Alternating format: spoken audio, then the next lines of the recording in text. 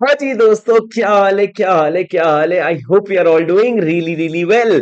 दोस्तों, अपन को तो ऐसा धक धक हो रहा है, एग्जाम पास आ रहा है और हम लोगों का स्ट्रेस बढ़ रहा है। सर सर, हमको कुछ इकोनॉमिक लॉ के बारे में भी बता दो ना। हमको एग्जामेशन नहीं, उसमें हमको 70 80 90 मार्क्स चाहिए सर। क्या ऐसा जादू करे, कोई ऐसा ट्रिक है क्या आपके पास? जी बिल्कुल है। मेरी बात एकदम ध्यान से सुनो सर। ये वीडियो में मैं आप लोगों को इकोनॉमिक लॉ के बारे में अनबायस्ड एकदम ओपिनियन देने वाला हूँ। आप लोगों को ऑफ कोर्स मैं इकोनॉमिक लॉ पढ़ाता हूँ, तो शायद ऐसी चीजें मैं बोलूं जो तुमको लगे हाँ सर आप तो पढ़ाते हो, आप तो बोलोगे ही, पर ऐसा नहीं। मैं आप लोगों को बिल्कुल एक अनबायस्ड ओपिनियन देने वाला हूँ। मेरी बात एकदम ध्यान से सुनना सर।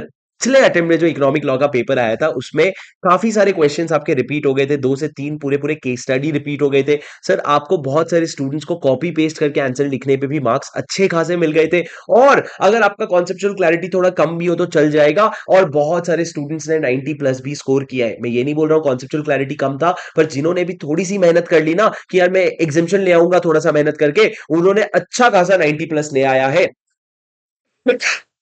ऐसा क्यों हुआ सर? बिकॉज इकोनॉमिक लॉ का जो जो इकोनॉमिक लॉ का या ओपन मार्केट का आईसीआई का जो इंटेंशन है, वो अभी तक किसी को क्लियरली समझ नहीं आ रहा है कि तुम टेस्ट क्या कर रहे हो। तुम टेस्ट क्या कर रहे हो कि इंसान कितनी जल्दी ढूंढ सकता है या कितनी जल्दी कॉपी पेस्ट करके लिख सकता है। पर सर इसके ये तो पिछले अटेम्प्ट की कहानी है। अगर मैं आपको 2 अटेम्प्ट के पहले की बात बताऊं, तो उस समय इकोनॉमिक लॉ का पेपर बहुत ज्यादा कॉन्सेप्चुअल क्लैरिटी पे आया था। इन्होंने आईबीसी, फेमा, पीएमएलए ये सारे प्रोविजन मिक्स करके बहुत सारे ऐसे क्वेश्चंस बनाए थे जिसको पढ़ करके लगे कि हाँ भाई, सीए फाइनल का पेपर है और सीए फाइनल लेवल के क्वेश्चंस आ रहे हैं। तो सर आपका आने वाला जो अटेम्प्ट है, वो आने वाले अटेम्प्ट में क्या होगा? देखो दोस्त, जादूगर या मैं एस्ट्रोलॉजर या मैं कुछ भी हूं तो नहीं, मैं भविष्य भविष्य तो नहीं बता सकता, पर मैं ये एस्टिमेट या प्रोजेक्ट कर सकता हूं कि सोचो कि चीजें अगर खराब होगी तो क्या मैं संभाल लूंगा? तो जब खराब की तैयारी कर लिए तो अच्छा आ जाएगा, तो फाड़ के आ जाओगे। तो ये मन में मान के चलो कि पेपर थोड़ा सा रिलेटिवली डिफिकल्ट आ सकता है, क्योंकि पिछला ही अटेम्प्ट में पेपर इजी आया है। तो सर जैसे कि इस बार सोच के चलो कि शायद क्वेश्चंस बहुत ज्यादा रिपीट ना हो। दूसरा, क्या पता कॉपी पेस्ट, नहीं कॉपी पेस्ट में तो मार्क्स सर इस बार भी मिल जाएंगे, पर शायद क्वेश्चंस ही रिपीट ना हो और शायद इस बार कॉन्सेप्चुअल क्लैरिटी पे ज्यादा क्वेश्चंस आ सकते हैं। तो सर मेरे को ये नहीं पता होगा क्या, पर मेरे को ये पता है आप लोगों ने इकोनॉमिक लॉ के लिए क्या कर लेना चाहिए। Sir what should be your ideal approach? जो भी बचा कुचा समय है, ये देख लो कि आपने क्या इतनी सारी चीजें कर ली है जो मैं बताऊंगा, और आने वाले समय में क्या आप ये कर लोगे। सर क्या करना है? सबसे पहले सर आपको कॉन्सेप्चुअल क्लैरिटी पे ध्यान देना है। देखो बेटा, अगर आपने पेपर 4 पढ़ा है ना, पेपर 4 अगर आपने कहीं से भी पढ़ा है, तो आपका आईबीसी, फेमा, पीएमएलए ये 3 टॉपिक पे बहुत अच्छा होल्ड होना चाहिए। अब बहुत सारे बच्चे क्या करते हैं, मेरा पेपर 6D लेते हैं और 6D के थ्रू 4 का कंटेंट देखते हैं। तुम कर लो, लेकिन इस तरह की चीजें मत करो अगर आप पेपर 6D ले रहे हो। क्यों? क्योंकि पेपर 4 का बेनिफिट आपको पेपर 6D में चाहिए। तो आप ये देखो पेपर 4 के आपके सारे कॉन्सेप्ट जो कॉमन टॉपिक है, उसके कॉन्सेप्ट क्लियर है कि नहीं। Because sir IBC, PMLA, FEMA is no joke, कोई मजाक नहीं है वो। और सर फेमा में तो अमेंडमेंट्स आए हैं कितने बड़े, इस बार देखो क्या ही कर ले ये लोग पेपर 6D में। सर दूसरा, आप लोगों ने अगर रिवीजन लेक्चर्स से देख करके भी आपको अगर लगता है कि नहीं आपके पास क्लास लेने का टाइम नहीं, कोई बात नहीं, रिवीजन लेक्चर्स अपलोडेड है, जितने उतने आप देख सकते हो और उसके थ्रू आप पूरा कॉन्सेप्ट पढ़ सकते हो। और सर आप खुद भी पढ़ करके अलग अलग रिसर्च करके पढ़ सकते हो। बट पॉइंट ये है, सबसे पहले कॉन्सेप्चुअल क्लैरिटी ले लो किसी तरीके से। उसके बाद सर मैंने क्या कहा, आपका जो मटीरियल है वो रेडी कर लो जो आप लोगों को यूज करना है। सर मटीरियल रेडी, जो मेरे क्लास के स्टूडेंट है, तुम्हारे लिए तो लेक्चर्स में अलग से एक फोल्डर बना रखा है, मटीरियल्स टू बी प्रिंटेड। वहां पे सारे लेक्चर्स है, उनको प्रिंट कर लो। आप लोगों के लिए गुड न्यूज भी मैं बता दूं, आईबीसी का जो समरी नोट्स है ना, सिर्फ आईबीसी का बेटा, और कोई करने का समय नहीं मिला बेटा, सो सॉरी, बट आईबीसी का मैंने पूरा समरी नोट्स अपडेट किया है, जहां पे आईबीसी के सारे अमेंडमेंट्स तो आ ही गए नए वाले नोट्स के, और इकोनॉमिक लॉ के एक्स्ट्रा पोर्शन भी पूरा आ गया है। तो आईबीसी का समरी नोट्स मैंने ड्राइव पे अपलोड किया है, वो आप प्रिंट कर सकते हो। इंडेक्स उसके अलावा वही है, पर बहुत प्यारा है, और बाकी सारे मटेरियल एक ही फोल्डर में मटीरियल्स टू बी प्रिंटेड करके लिखा है, उसको प्रिंट करवा लो।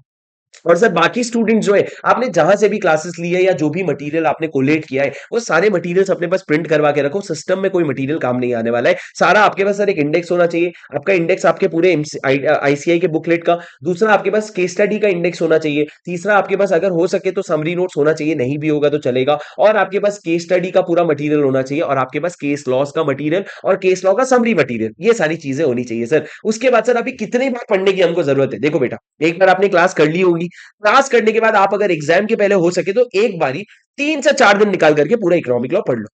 पर उसके बाद सीधा आप एग्जाम के पहले वाले दिन में पढ़ोगे तो अभी आपको और टाइम नहीं मिलेगा। तो एक बार क्लास करा, एक बार सेल्फ करा, क्लास और एग्जाम के बीच में, और एग्जाम के एक दिन पहले आपने पढ़ लिया, बस इतनी बार काफी है। सर बहुत सारे बच्चे ये सेल्फ वाला पार्ट छोड़ देते हैं, इससे प्रॉब्लम क्या होता है, ना अपने इकोनॉमिक लॉ के पहले तुमको आइडियली इनकम टैक्स पढ़ना चाहिए, पर क्योंकि तुमने ये सेल्फ वाला पार्ट नहीं किया ना, तो वहां पे तुम इनकम टैक्स पढ़ने के लिए घबराओगे। तो इसलिए ये जरूरी है कि अभी एक बार ढंग से सेल्फ कर लो, तो आपको इकोनॉमिक लॉ के एग्जाम के पहले थोड़ा सा कॉन्फिडेंस रहे, तो आप थोड़ा सा टाइम अपने टैक्स में डाल सकते हो।